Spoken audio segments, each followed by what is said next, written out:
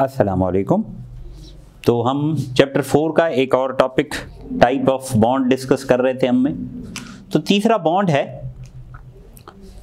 Coordinate covalent bond. ठीक है, हमने कहा कि जब इलेक्ट्रोनेगेटिविटी का डिफरेंस 1.7 से ज़्यादा होगा तो बॉन्ड आयोनिक बनेगा, 1.7 से कम होगा तो बॉन्ड कोवेलेंट बनेगा।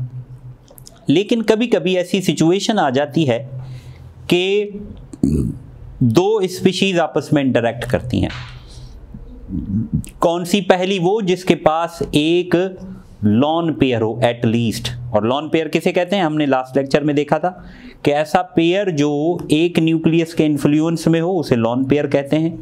इसका दूसरा नाम नॉन बॉन्डिंग पेयर है।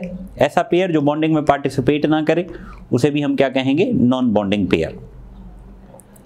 तो ये जो नॉन बॉन्डिंग पेयर है, जिन एटम्स के पास उनमें ये सलाहियत है कि ये दे सकते हैं किसी को, ठीक है, और ये इस सेंस में देंगे कि ये देंगे उसको जिसके पास एक एम्प्टी ऑर्बिटल हो।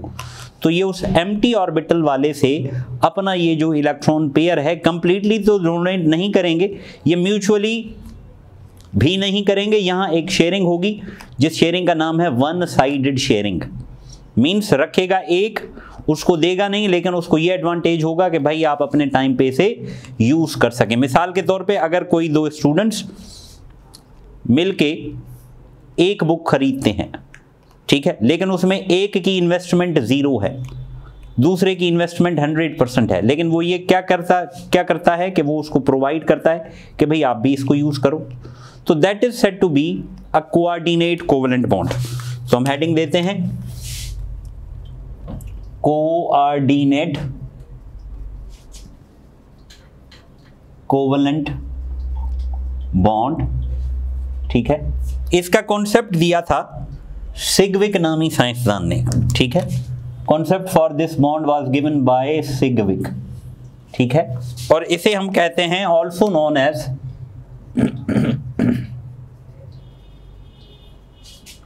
डेटिव बॉन्ड और कोआयोनिक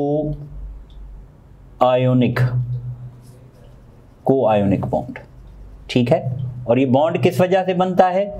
one sided sharing of electron. याद रखें, हमने आयोनिक बॉन्ड पढ़ा था, वहां क्या था? Complete transfer. कोवेलेंट बॉन्ड क्या था? वहां म्यूचुअल शेयरिंग। यहां क्या है? One sided sharing. तो यहां पे क्या होगा? One have at least one non-bonding pair of electrons जिसे हम lone pair कहते हैं, and other must have an empty orbital। और दूसरे के पास क्या होना चाहिए? empty orbital होना चाहिए। ठीक है, यहां पे जो इलेक्ट्रॉन पेयर प्रोवाइड करता है हम उसे कहते हैं डोनर, और जो इलेक्ट्रॉन लेता है उसे हम क्या कहते हैं? एक्सेप्टर। ठीक है, जो इलेक्ट्रॉन पेयर प्रोवाइड करता है हम उसे कहते हैं donor. The species that provides electron pair is donor and other is acceptor. और डोनर पे हम प्लस चार्ज लगा देते हैं, एक्सेप्टर पे माइनस चार्ज लगा देते हैं। ठीक है, और इसको हम एरो से जाहिर करते हैं, रिप्रेजेंटेड बाय एरो। अब हम कुछ इसके एग्जाम्पल पढ़ लेते हैं। जैसे हमारे पास है फॉर्मेशन ऑफ H3O आयन। ठीक है, अब देखो ऑक्सीजन के दो हाइड्रोजन के साथ बॉन्ड है और ऑक्सीजन के पास दो लॉन पेयर्स हैं। There are 2 lone pairs. यहां पे अगर हाइड्रोजन आएगा तो अब देखें कंडीशन क्या थी कि भाई एक के पास एटलीस्ट 1 नॉन बॉन्डिंग पेयर होना चाहिए। तो यहां देखो 2 नॉन बॉन्डिंग पेयर है, माना ये डेटिव बॉन्ड में जा सकता है, डेटिव बॉन्ड में पार्टिसिपेट कर सकता है। दूसरे के लिए क्या कंडीशन हो? Empty orbital. तो हाइड्रोजन को आपको पता है एक शेल होता है, अगर वो इलेक्ट्रॉन चला जाए तो वो शेल खत्म हो जाएगा, लेकिन देयर इज अ शेल। अब ये जो लॉन पेयर है ये कहां जाएगा, ये इधर जाएगा, और इसको जाहिर करते हैं एरो से, from donor to acceptor. Donor से एक्सेप्टर की तरफ हम एरो को रिप्रेजेंट करते हैं, तो ये यूं बन जाएगा हमारे पास ऐसे। अब देखें ये जो H है पॉजिटिव, तो इसकी वजह से ये जो पूरा एंटिटी है ये पॉजिटिव हो जाएगा। क्लियर है कोई बात या कंफ्यूजन है? एक और एग्जांपल देख लेते हैं।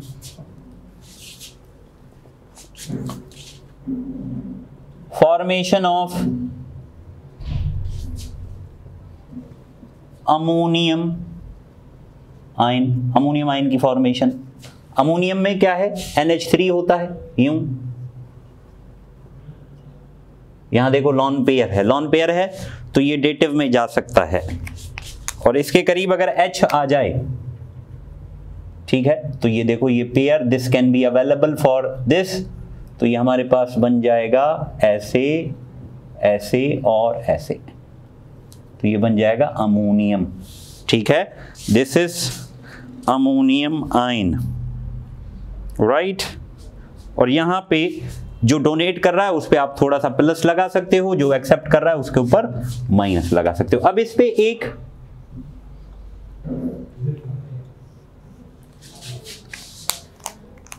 क्वेश्चन आया हुआ है कि विच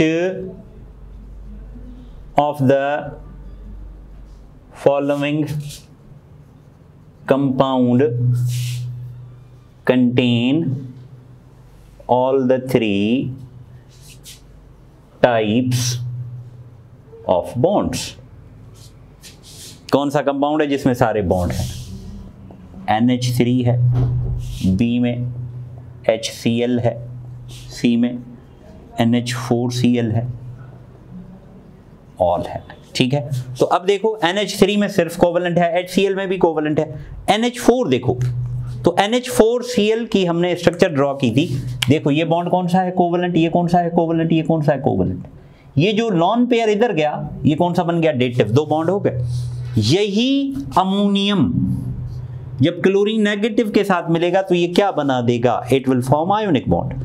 तो अमोनियम क्लोराइड एक ऐसा कंपाउंड है जिसमें सारे बॉन्ड्स प्रेजेंट है, it contains all the three types of bonds. ठीक है, समझ गए बात को। और एक और पॉइंट ध्यान में रखें कि once the dative bond is formed, there is no distinction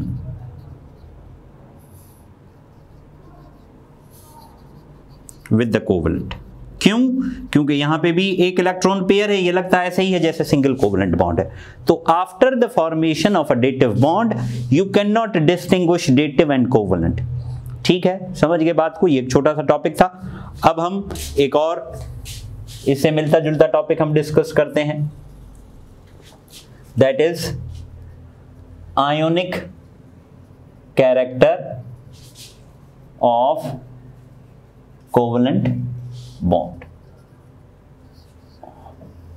और इस चैप्टर की शीट्स मैंने आपको दे दी हैं, उसमें बहुत सारे MCQs हैं, तो वो आप उसको सॉल्व करें और कोई कंफ्यूजन हो तो पूछें।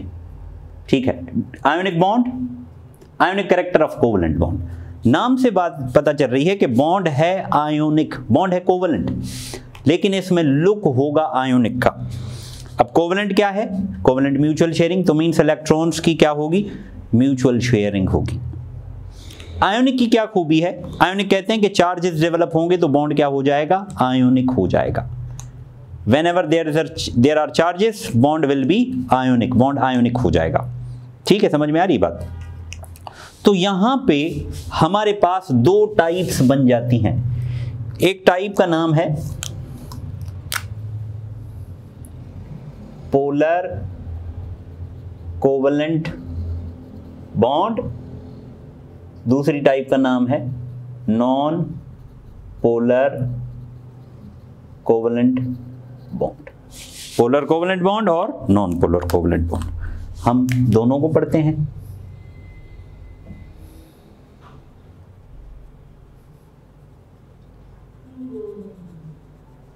ऐसा कोवेलेंट बॉन्ड जो डिफरेंट एटम्स के बीच में बने, ऐसा कोवेलेंट बॉन्ड जो डिसिमिलर एटम्स के बीच में बने, तो उस बॉन्ड को क्या कहा जाएगा? Polar covalent bond. ठीक है, covalent bond that is formed between dissimilar atoms या डिफरेंट एटम्स, तो उस बॉन्ड को क्या कहेंगे हम? Polar covalent bond. अब देखो, जैसे हमने एग्जांपल कंसीडर किया ए और बी, ठीक है, तो कोवेलेंट बॉन्ड है तो जाहिर सी बात है शेयरिंग की वजह से बना होगा। तो हम मान लेते हैं कि यहां हमारे पास इलेक्ट्रॉन पेयर है, ठीक है, ये सपोज बीच में है। ये बीच में कब रह सकता है? ये ऐसे आपने टग ऑफ वार में देखा होगा कि अगर दोनों जानिब फोर्स एक जितनी हो तो वो बीच में रहता है। लेकिन अगर इन दोनों में से किसी एक की फोर्स ऑफ अट्रैक्शन ज्यादा हो, मींस इलेक्ट्रोनेगेटिविटी जो थर्ड चैप्टर में हमने पढ़ा था, दूसरे की कम हो, तो क्या होगा? ये जो इलेक्ट्रॉन पेयर है ये एग्जैक्टली मिडिल में नहीं रहेगा। एग्जैक्टली मिडिल में नहीं रहेगा तो ये कहां चला जाएगा? ये वहां चला जाएगा जिसकी इलेक्ट्रोनेगेटिविटी ज्यादा होगी। ठीक है, if the atoms having different electronegativity, अगर इलेक्ट्रोनेगेटिविटी डिफरेंस है तो क्या होगा? This bond pair will not remain at the mid of these bonded atoms.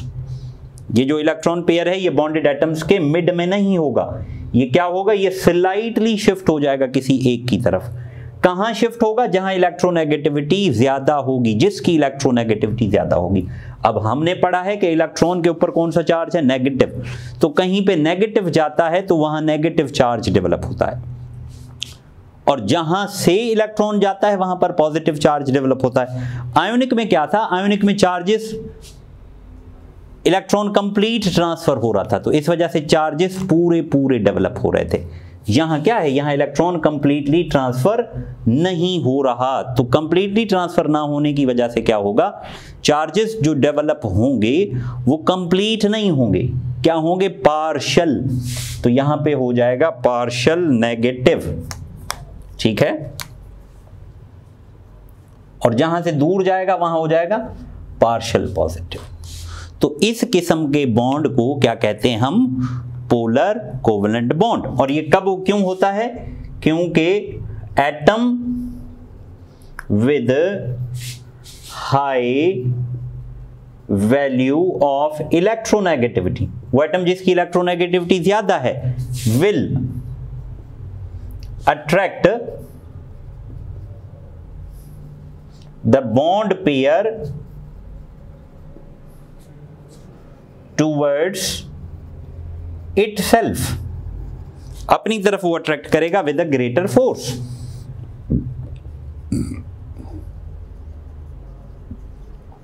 Greater force से, और क्या बन जाएगा? And becomes partial negative. Partial means थोड़ा सा, नॉट कंप्लीट, जैसे Dalton's law of partial pressure, partial negative, and other becomes partial positive, और जो दूसरा होगा वो क्या बन जाएगा? partial positive। hence the bond is, तो जो बॉन्ड बनेगा, bond is known as polar covalent bond। ठीक है, पोलर कोवेलेंट बॉन्ड बनेगा। समझ में आ गई बात? अब यहां एक सवाल है कि which of the following bond is polar?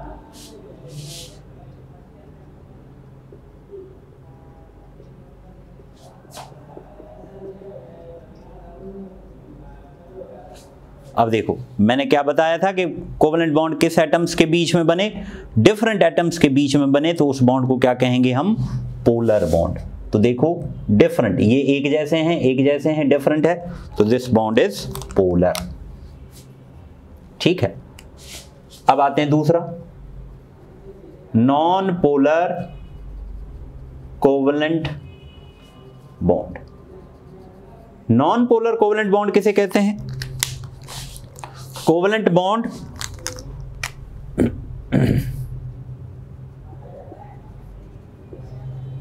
formed between similar atoms। जो सिमिलर एटम्स के बीच में बॉन्ड बनेगा उस बॉन्ड को क्या कहेंगे हम, नॉन पोलर कोवेलेंट बॉन्ड। ये देखो ए, अब दोनों की इलेक्ट्रॉन को खींचने की सलाहियत एक जैसी है। अगर दोनों की इलेक्ट्रॉन को खींचने की सलाहियत एक जैसी है तो क्या होगा, ये इलेक्ट्रॉन पेयर कहां रहेगा, एग्जैक्टली मिडिल में। This will remain exactly at the mid of the bonded atoms, bonded atoms के बीच में रहेगा।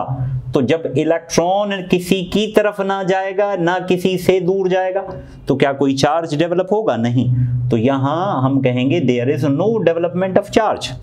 अगर चार्ज डेवलप नहीं होगा तो बॉन्ड कौन सा बन जाएगा, बॉन्ड बन जाएगा नॉन पोलर। ठीक है, तो इस किस्म के बॉन्ड को क्या कहेंगे हम, नॉन पोलर। तो यहीं पे अगर सवाल हो कि which of the following is a non polar covalent bond, कौन सा नॉन पोलर कोवेलेंट बॉन्ड है। ठीक है, ये समझ जाना, नॉन पोलर कोवेलेंट बॉन्ड।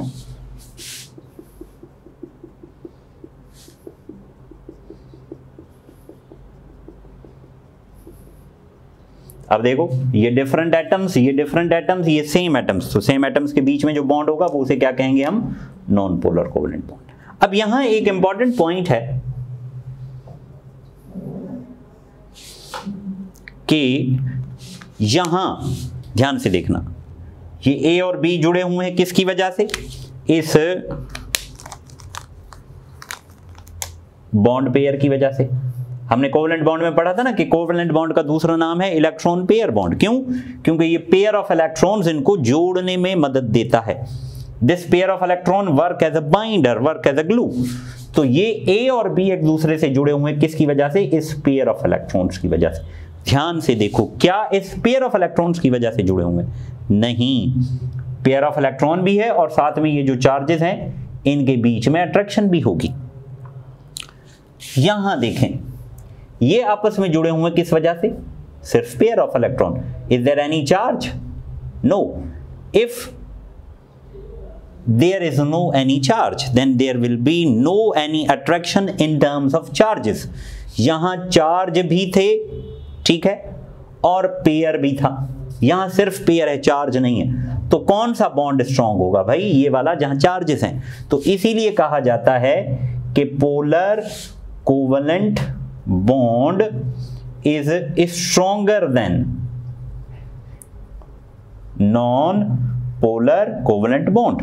और सेम केस, जैसे जैसे ये पोलैरिटी इंक्रीज होती जाएगी, और ये पोलैरिटी डेवलप किस वजह से होती है, इलेक्ट्रोनेगेटिविटी के डिफरेंस की वजह से। जितना ज्यादा इलेक्ट्रोनेगेटिविटी का डिफरेंस होगा उतना बॉन्ड ज्यादा पोलर होगा, जितना कम इलेक्ट्रोनेगेटिविटी का डिफरेंस होगा उतना बॉन्ड कम पोलर होगा। और इलेक्ट्रोनेगेटिविटी का डिफरेंस अगर जीरो होगा तो बॉन्ड पोलैरिटी भी क्या होगी, जीरो, मींस नॉन पोलर होगा। तो यहीं पे एक सवाल जो आया हुआ है पास्ट पेपर में, which of the following is most polar, कौन सा बॉन्ड सबसे ज्यादा पोलर है।